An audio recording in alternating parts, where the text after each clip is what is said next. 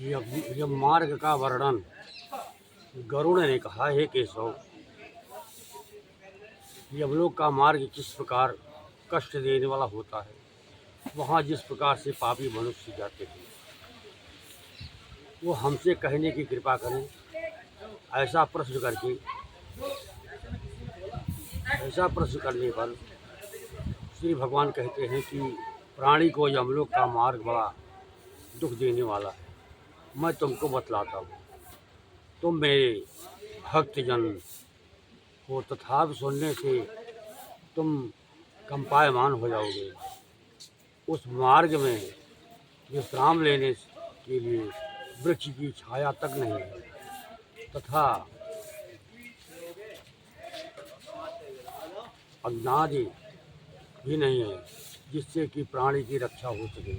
अत्यंत त्रिशातुर प्राणी जलपान करे, ऐसी भी मार्ग में जगह नहीं है। और साथ ही प्रलय काल की भांति बारहों सूर्य वहाँ तपते रहते हैं। उस मार्ग से जाता हुआ पापी मनुष्य कभी शीतल वायु से पीड़ित होता है, तो कभी कांटों तथा महाविषधर सर्पों से आवेष्टित हो जाता है। कहीं उस पापी को बड़े भयानक व्याघ्र, शेर और कुत्ते भक्षण करते हैं, तो कहीं बिच्छू काटते हैं और कहीं अग्नि से जलाया जाता है। इसके बाद वह महाभयानक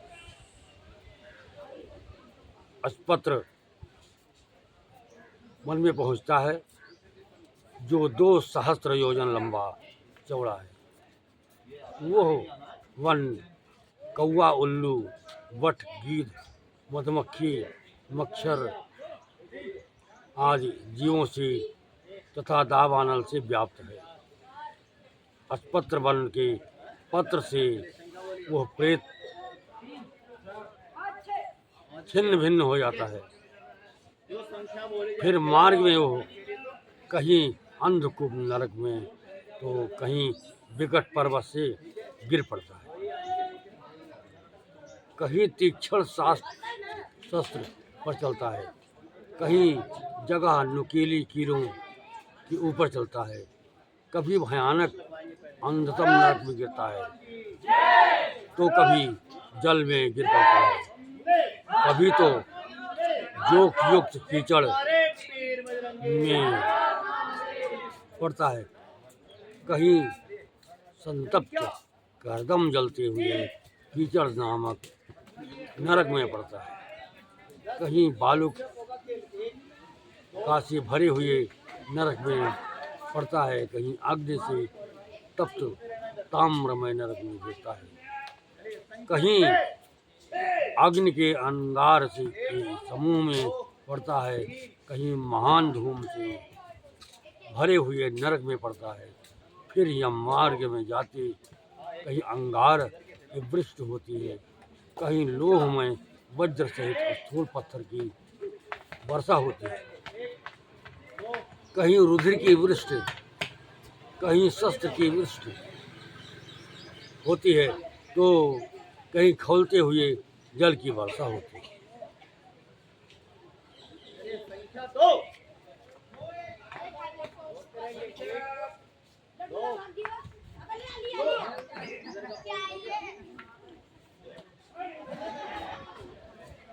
कभी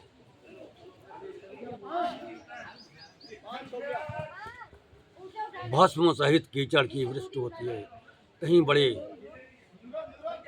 गर्त खंडों में प्रवेश करता है, कभी कभी ऊंचे स्थान पर चढ़ता है, कभी पर्वत की कंदरा में प्रवेश करता है। उस मार्ग में कहीं अत्यंत अंधकार है, जहाँ कष्ट से चढ़ा जाए ऐसे बड़े पर्वत हैं, कहीं हुए सूर्य से व्याप्त और विष्टा से भरे हुए तालाब हैं। रास्ते के मध्य में बहने वाली ऐसी भयंकर वैतरणी नदी है, जिसकी कथा श्रवण करने से भय उत्पन्न होता है, तब देखने में कष्टकारक हो, इसमें क्या आश्चर्य है। बैतरणी नदी का 100 योजन विस्तार है, उसमें कुएं और रुधिर बहते हैं, हड्डी से व्याप्त उसका तट है, मांस और सोडित के करदम से युक्त है और बहुत ऊंची है। मनुष्य तैर नहीं सकते, केश रूपी शैवाल से दुर्गम है और बड़े बड़े मगरमच्छादि से परिपूर्ण है और अति भयंकर हजारों पक्षियों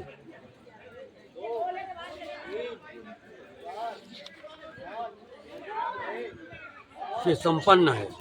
ऐसी नदी पापी प्राणी को देख ज्वाला तथा धूम युक्त दिखने लगती है, जैसे लोहे की कढ़ाई में अग्नि से तपा हुआ तेल या घी ज्वाला से व्याप्त होता है। उस नदी का नाम है गरुण बैतरणी कहा। वो सुई के मुख वाले भयानक क्रीम से व्याप्त और वज्र जैसी चोंच वाले महागृध्र वायस आदि से वेशित होता है। सुकुमार मगर, जलूका, मत्स्य, कक्ष तथा और भी जलचर जीवों से वो व्याप्त है। उस प्रवाह में गिरे हुए बहुत से पापी प्राणी हाँ भ्राता, हाँ पुत्र, हाँ तात, इस प्रकार के दीनता के वचन बोलते रहते हैं। क्षुधा तृषा युक्त होकर वे उस नदी के रुधिर को पीते हैं। वो नदी फेन तथा रुधिर से व्याप्त हो जाती बहती है। वो बड़ी भयानक है, उच्च स्वर से गर्जना करती है, कोई उसको देख नहीं सकता। उसके देखने से पापी चेतना रहित हो जाता है। ऐसी भयानक वो नदी है, बहुत सी बिच्छू एवं कृष्ण सर्पों से व्याप्त उसमें पड़े हुए पापी पुरुषों की रक्षा करने वाला कोई भी वहाँ नहीं है। नदी के अनंत आवर्तों से पापी पाताल को जाते हैं, क्षण मात्र पाताल में रहते हैं, पुनः क्षण मात्र में नदी के ऊपर आते हैं।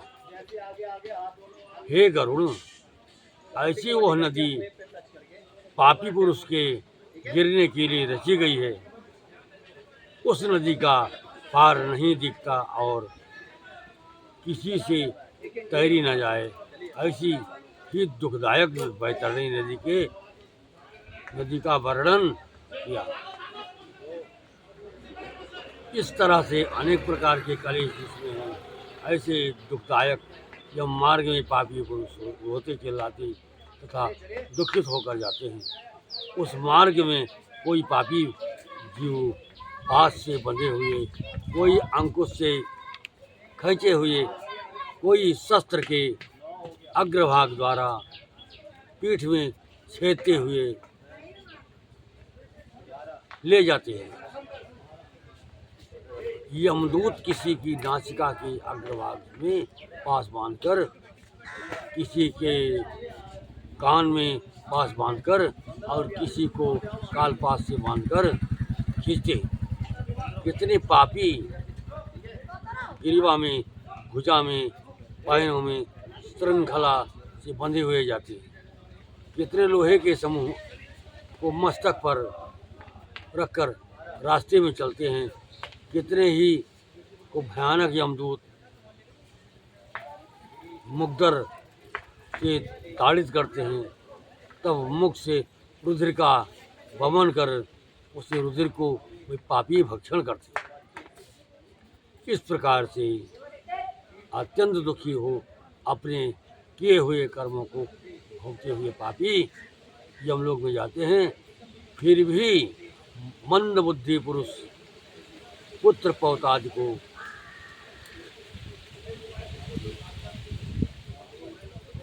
का स्मरण करता हुआ तथा हाहाकार करता हुआ रोता हुआ पश्चाताप करता है।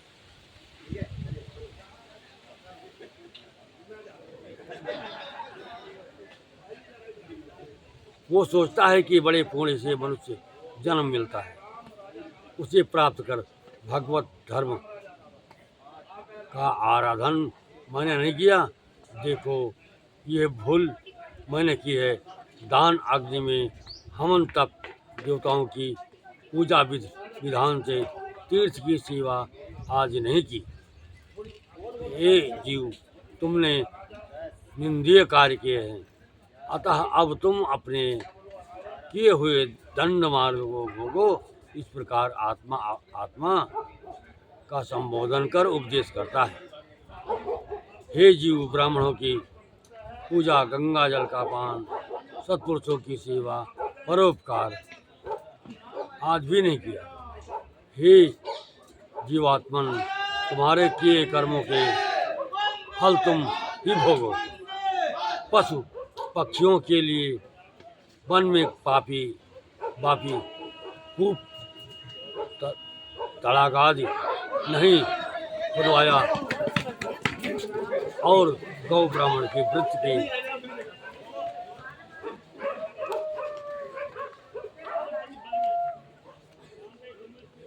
लिए कुछ भी खर्च धन नहीं किया। अतः हे जीवात्मन, तुम अपने किए कर्मों को भोगो। अन्नदान नहीं किया और एक दिन में एक गौ तृप्त हो उतना भी तृणदान नहीं किया। स्नान, संध्या, जप, होम, स्वाध्याय और देवतार्च नादि नहीं किए। वेद शास्त्र के यथार्थ वचन नहीं माने, पुराण की कथा का श्रवण नहीं किया और पुराण के बनाने वाले व्यास जी की पूजा भी नहीं की। इसलिए हे जीवात्मन, अब अपने किए हुए कर्मों को भोगो। मैंने स्त्री जन्म धारण कर स्वामी का हित नहीं किया, प्रिय वचन भी नहीं बोली और पथपर धर्म से भी संयुक्त थी। किसी दिन गुरु का सत्कार भी नहीं किया। इस कारण हे जीवात्मन, अब किए हुए कर्मों को तुम भोगो। धर्म बुद्धि से मैंने पति की सेवा नहीं की, पति के मरने के बाद सती भी नहीं हुई, विधवापन प्राप्त होने पर तब भी नहीं किया। इसलिए हे जीवात्मन, तुम अपने किए कर्म को भोगो। महीने की उपवास तथा बड़े विस्तृत नियम वाले चंद्रायणादि व्रतों से शरीर को पूरा कृश भी नहीं किया और पूर्व जन्म के पाप कर्म से नारी का शरीर मैंने प्राप्त किया, जो शरीर वैध व्याधि बहुदुख का पात्र है।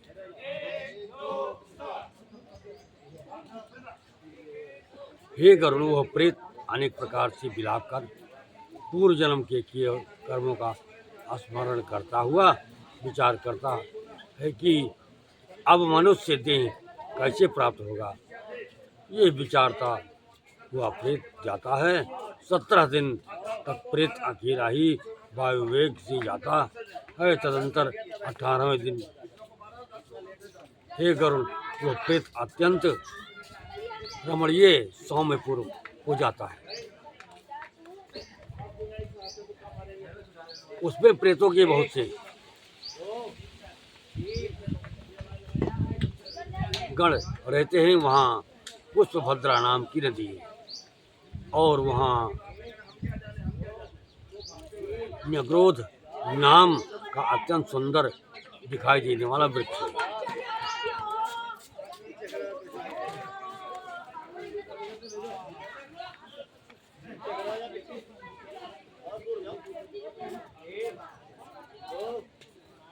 यम के दूत उस पूर्व में प्रेत को विश्राम कराते हैं, तब प्रेत वहाँ दुखित होकर स्त्री पुत्र आदि द्वारा किए सुख का आस्वादन करता है।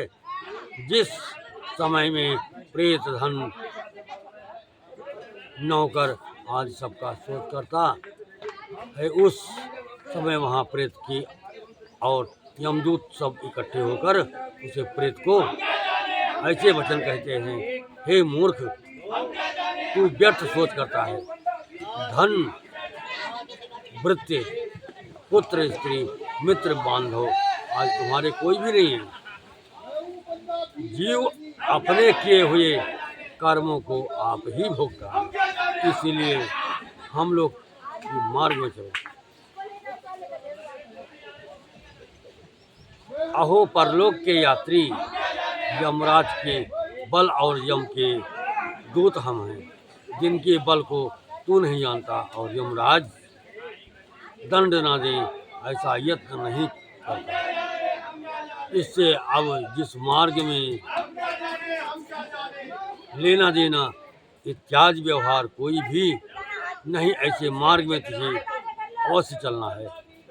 हे प्रेत, यम लोग मार्ग को बालक अत्यंत सभी जानते हैं, इसको तुमने कैसे नहीं सुना, और पुराणों के वचन भी ब्राह्मणों के पास तूने नहीं सुने, क्योंकि पुराणों में नरकाज का वर्णन बहुत प्रकार से किया है। दूत ऐसे वचन कहकर मुग्धर से प्रताड़ित करते हैं, तब प्रेत गिरता पड़ता दौड़ता है, और यमदूत उसको पास से बांध कर खींचते हैं। इस पूर्व में बैठा हुआ प्रेत मरने के बाद पुत्राज को ने जो स्नेह कि अथवा कृपा कर मासिक पिंड दान दिया है, उसी पिंड को खाता है। तदंतर सौर्यपुरी को जाता है, जिस पूर्व में काल के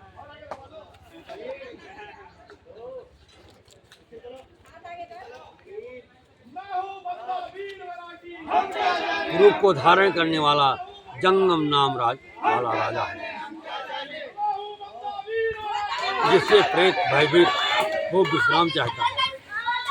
उस पूर्व में प्रेत के पुत्रादिकों ने जो त्रैपाक्षिक पिंडदान किया, उस अन्न जल को भक्षण करता हुआ आगे जाता है।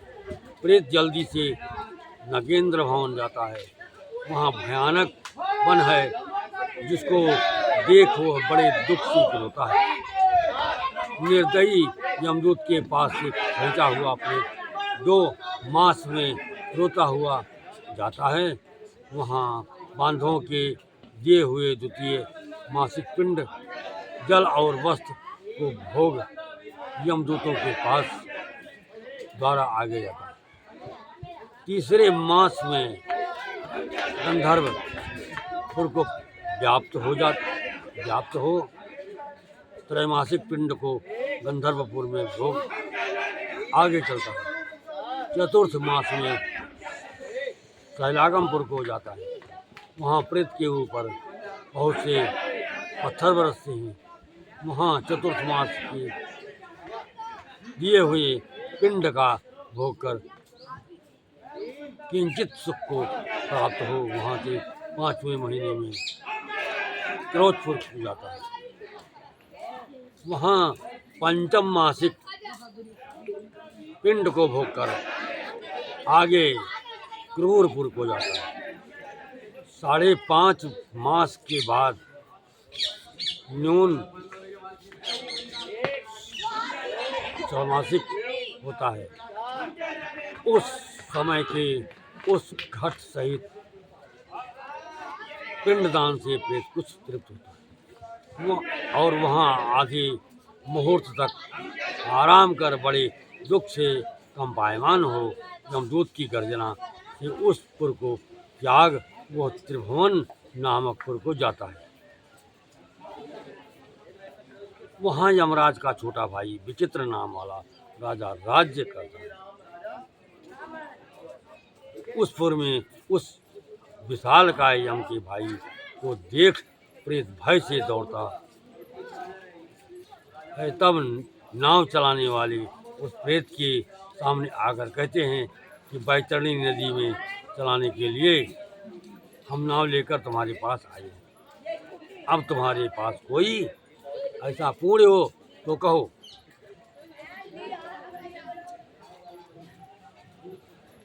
हे प्रेत तत्व के वेता, मुनियों ने दान को वितरण कहा है जिससे यह तैरी जा सकती है, इसलिए इसका नाम बैतरणी नदी है। यदि तुमने गौ का दान दिया हो तो यह नौका तुम्हारे समीप आएगी, बिना दान यह किसी के पास नहीं जाती। ऐसे वचन सुन प्रेत हाहाकार शब्द करने लगता है। हाँ दैव, मैंने दान नहीं दिया। ऐसी नदी को देख प्रेत भयभीत तो विलाप करता है। जिसने गोदान नहीं किया, ऐसे पापी जीव बैतरणी नदी में डूब जाते हैं। तब जैसे मांस सहित मछली फंसाने वाले कांटे में फंसाकर मत्स्य को खींचते हैं, उसी प्रकार उस प्रेत के मुख में शूल छेद कर उसको आकाश में रहने वाले यमदूत बैतरणी नदी के पार ले जाते हैं। तदंतर श्रावणमासिक पिंड को भोग कर वो आगे चलता है। फिर भी मार्ग में अत्यधिक क्षुधायुक्त होकर विलाप करता हुआ जाता है। 7वें महीने में ब्रह्मा पदपुर को जाता है। वहाँ पुत्रादिकों के दिए हुए 7वें मासिक पिंड को भोगता है। उस पुर को लांघकर दुखद नामक पुर को जाता है। उस मार्ग में अवलंब रहित पक्षी की तरह चलता हुआ प्रेत महान कष्ट को प्राप्त होता है। वहाँ 8वें महीने के पिंड भोग आगे जाता है। 9वां महीना पूर्ण नाना क्रंद नामक पुर को जाता है।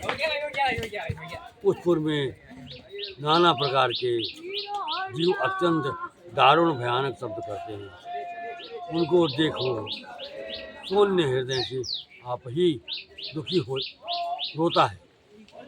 यमदूतों की गर्जना से वहाँ भी प्रेत उस पुर को छोड़ बड़े दुख से 10वें मास में सुतप्त भवन को जाता है। इस पुर में पिंड दान आदि को भोग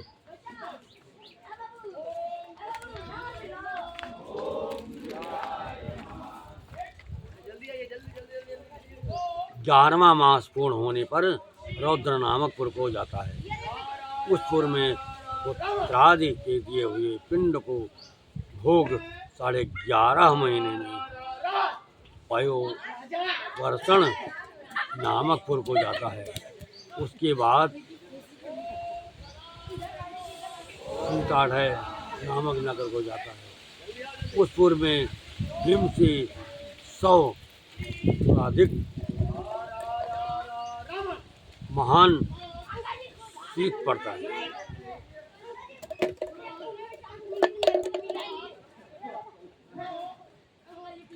जिससे सीताढ़य उसका गुणाधिक नाम शीत पड़ता है, जिससे सीताढ़य उसका नाम पड़ा है। उस पुर में प्रेत शीत द्वारा दुखी तथा क्षुधायुक्त वो चारों दिशाओं की ओर सोचता जाता है।